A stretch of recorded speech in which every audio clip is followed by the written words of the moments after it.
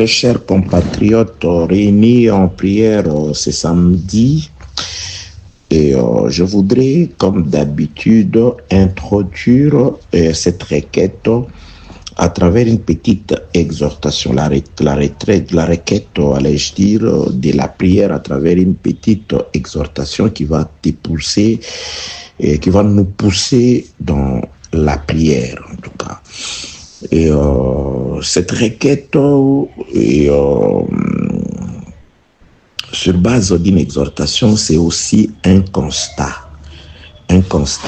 malheureusement amer par rapport à ce que nous sommes en train de vivre actuellement dans les milieux dits regroupement des dieux, assemblée de l'Église, je ne sais pas par quel nom vous appelez ces regroupements.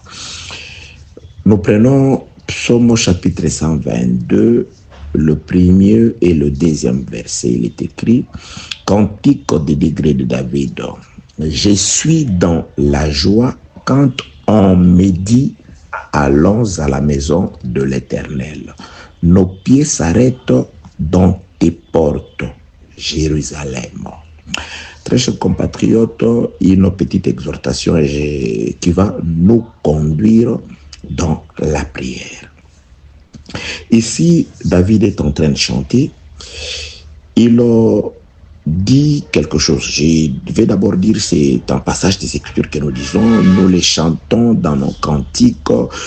Et il y a même de ceux qui ont écrit ça devant leur lieu de rassemblement. Psaume 122, le premier verset, « Je suis dans la joie quand on me dit, allons à la maison de l'Éternel. » Mais je voudrais dire ici, il y a quelque chose de très important. David dit, sa joie est d'entendre qu'on lui montre la maison de l'Éternel comme destination. Mais il y a un verbe ici qui a tiqué mon attention. David dit, je suis dans la joie, pas quand on lui dit allez à la maison de l'Éternel ou vas à la maison de l'Éternel.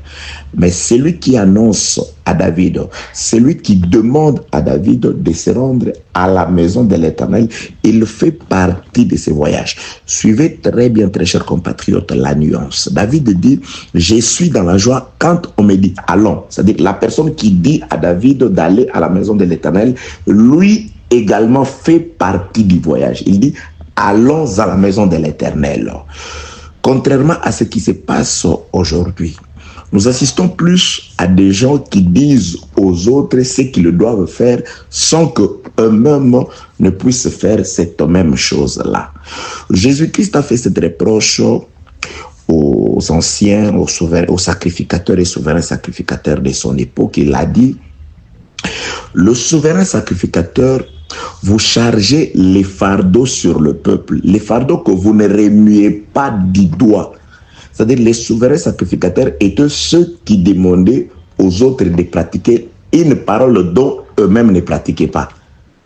Vous voyez ici, David dit, il est dans la joie quand on lui annonce, quand on lui demande d'aller à la maison de l'Éternel. Mais celui qui lui parle, celui qui lui annonce cela, lui aussi fait partie du voyage. Il dit, allons dans la maison de l'Éternel.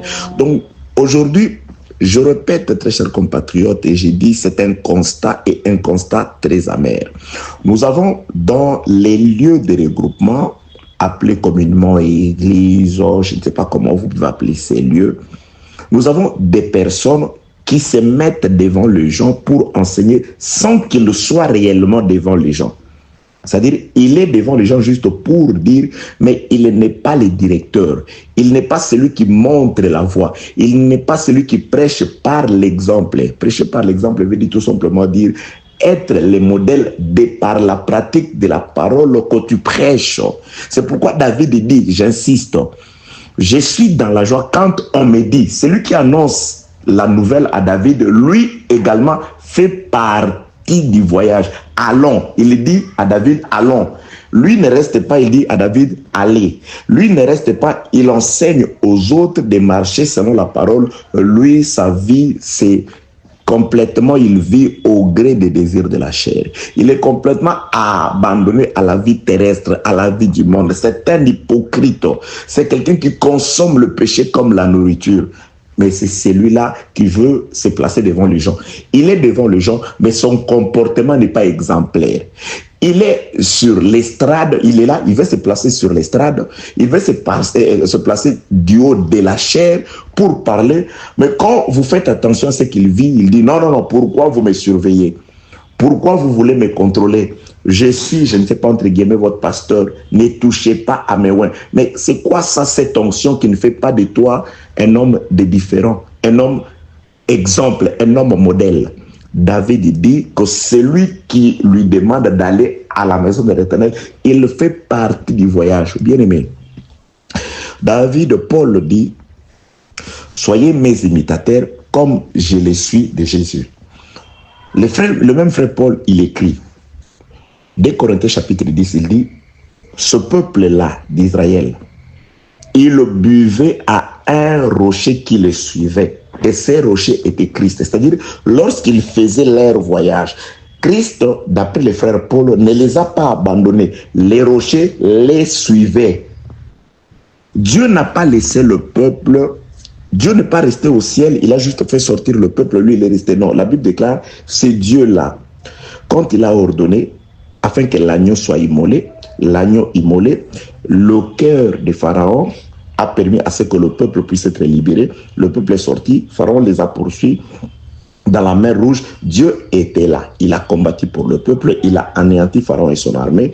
Le peuple est entré au désert, l'Éternel Dieu le suivait. La Bible dit, Dieu les dirigeait, Dieu les orientait, le jour par une colonne de nuit, la nuit par une colonne de feu. Dieu les accompagnait.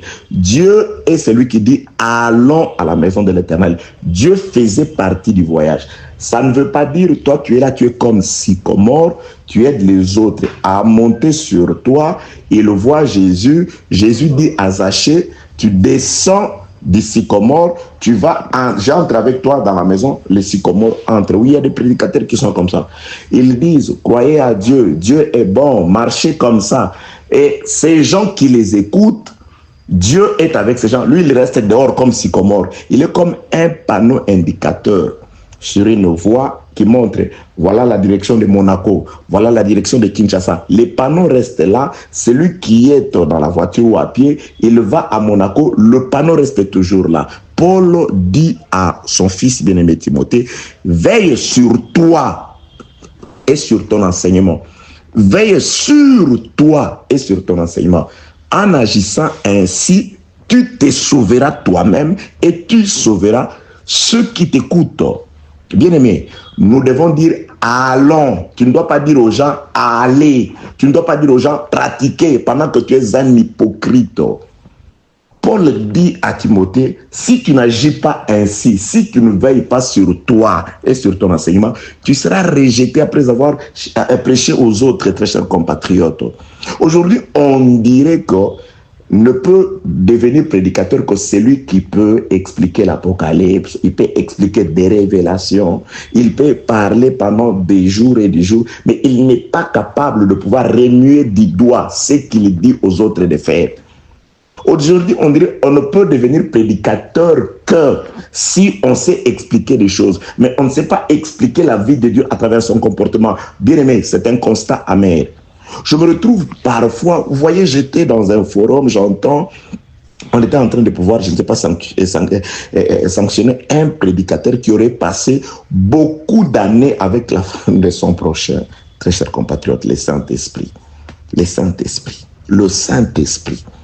Que la paix du Seigneur soit avec vous au nom de Jésus-Christ. Cantique de degré. Psaume chapitre 22, le verset 1er et 2e. Cantique de degré de David. Je suis dans la joie quand on me dit, on dit à moi, allons à la maison. Celui qui dit à David faisait partie du voyage. Allons à la maison de l'Éternel. Verset 2. Nos pieds, pas le pied de David, nos pieds et le pied de celui qui annonce et le pied de celui à qui la parole est annoncée, ils marchent ensemble. marchez selon la parole que vous nous prêchez. Vivez la parole que vous voulez que nous puissions vivre. Pratiquez la parole que vous nous demandez de pratiquer. Soyez des modèles. Jésus regarde ses disciples, ceux qui les suivaient. Il dit, vous qui me suivez, vous êtes la lumière du monde. C'est par vous que le monde verra la lumière. Vous êtes une ville construite au-dessus d'une montagne. C'est par vous. Vous êtes des panneaux indicateurs. Vous êtes la référence. Vous êtes l'ambassade de Dieu sur la terre. Oui, le frère Paul dit, nous faisons la mission d'ambassadeur. Nous sommes le reflet du ciel sur la terre. Nous sommes le reflet des bons comportements, de la bonne vie sur la terre.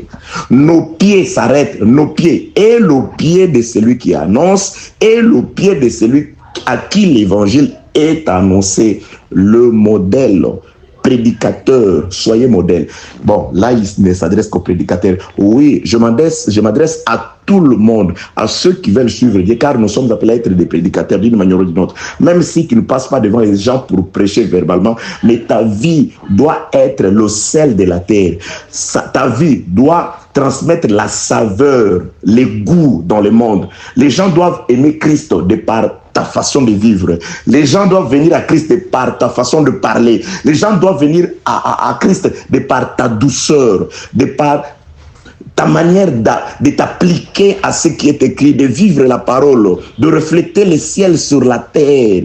David dit, sa joie, c'est quand on lui dit à lui, allons. Noé construit l'arche. Le monde où le sauvé doit entrer dans l'arche pour être sauvé. Noé ne reste pas, il dit, bon, ça va, vous entrez dans l'arche, moi je n'entre pas parce que j'en suis le constructeur. Non, Noé, le prédicateur de la justice de par l'arche. La prédication de Noé, c'est l'arche qu'il a construit. Car ceux qui étaient sauvés ont été sauvés par la prédication de Noé qui était l'arche. Et ceux qui sont entrés dans l'arche ont été sauvés. Et Noé, quoi que le prédicateur, il doit entrer dans cette arche-là. Il doit se trouver dans cette arche-là s'il ne veut pas être rejeté après avoir introduit sa femme, ses enfants et les enfants de ses enfants. Noé doit se trouver, doit entrer dans cette arche-là. Celui qui annonce l'évangile à David, il lui dit, allons à la maison, allons à Jérusalem, allons au ciel, allons dans la pratique de la parole. Aujourd'hui, vous voyez des éloquents, des arrogants, des gens capables de vous parler de Christ, de déchirer les Écritures, mais qui ne savent pas manifester la vie de Jésus-Christ dans leur chair. Je dis, bien-aimé, si cette parole que tu prêches ne peut pas te transformer, mais comment est-ce qu'elle peut transformer quelqu'un d'autre? Jésus-Christ donne comme référence, il dit, tu aimeras ton prochain comme toi-même. Comment tu peux aimer ma vie pour qu'elle soit sauvée à travers la parole, mais ta propre vie, tu ne l'aimes pas, c'est-à-dire que tu n'appliques pas la parole. Tu ne pratiques pas cette parole qui sauve. Comment tu peux m'aider plus que toi-même? Il n'y a que le Seigneur qui a donné sa vie pour les autres. Nous tous, moi, je dois t'aimer comme moi-même. Je dois d'abord commencer par m'aimer, c'est-à-dire appliquer la parole. Appliquer la parole, pratiquer la parole, préparer mon corps pour le salut. Ainsi, je te mènerai de la même façon. Toi, tu n'aimes pas ta propre vie. Tu l'as détruite par le péché. Tu l'as détruite par la mauvaise vie. C'est alors que tu peux aider les autres. Tu peux aimer les autres. Mais cet amour-là, il est complètement faux et fallacieux. Que la paix du Seigneur soit avec vous au nom de Jésus-Christ. Donc, je voudrais bien aimer que nous puissions prier, que nous puissions demander à Dieu que nous soyons du nombre de ceux à qui nous voulons annoncer la parole, que nous soyons capables de pratiquer la parole. Certes, tu vas dire à Jésus, il est écrit que l'homme est complètement incapable de concevoir quelque chose de bien comme si cela pouvait venir de lui. Notre capacité vient de Dieu. Dieu qui donne des capacités. Que Dieu nous donne les capacités, non seulement de comprendre la parole, mais d'appliquer cette parole. N'est-il pas écrit que ne vous bornez pas à écouter seulement, mais mettez en pratique la parole? J'ai la foi, j'ai la foi. Mais où sont les œuvres qui attestent la véracité de cette foi-là? Une foi sans les œuvres, c'est une foi morte. De même que un corps sans âme est mort, une foi sans les œuvres est morte, disent les Écritures. Pratiquez la parole, chers prédicateurs, craignez Dieu, soyez devant de par votre vie, que nous puissions te suivre par rapport à comment tu vis, par rapport à comment tu pratiques la parole, que je me dise, mais si ce prédicateur pratique la parole, je suis comme lui, je peux aussi pratiquer la parole. Paul dit, soyez comme moi, car moi aussi je suis comme vous. Pratiquez la parole comme moi, car moi aussi je vis dans la chair comme vous. Si je peux pratiquer la parole, c'est que vous pouvez aussi. Voilà la requête. Demandons à Dieu de nous aider à pratiquer la parole. Demandons à Dieu d'être le sel qui conserve sa saveur. Une fois dans la sauce, que nous puissions vraiment manifester que le sel est passé. Que nous soyons la lumière du monde de par nos œuvres, de par notre vie, de par notre comportement. Que ceux qui n'ont jamais vu là où nous prions, là où nous glorifions Dieu, de par les comportements qu'ils disent qu'ils nous cherchent. Mais cet homme-là est différent. Comment vit-il comme ça? Comment est-il aussi doux? Comment est-il aussi juste? Comment est-il aussi pieux? Je vais chercher son Dieu. Je vais m'appliquer à les suivre. Pratiquer la parole, bien-aimé dans le Seigneur. C'est pourquoi parfois vous êtes là, vous vous dites enseignant, prédicateur, enfant de Dieu, mais vous voyez, vous vivez loin de certains accomplissements des bénédictions de Dieu parce que vous n'appliquez pas la parole de Dieu. Vous n'êtes pas des modèles requis et voulus par Dieu pour son peuple. Prions tous dans le nom puissant de notre Seigneur Jésus-Christ.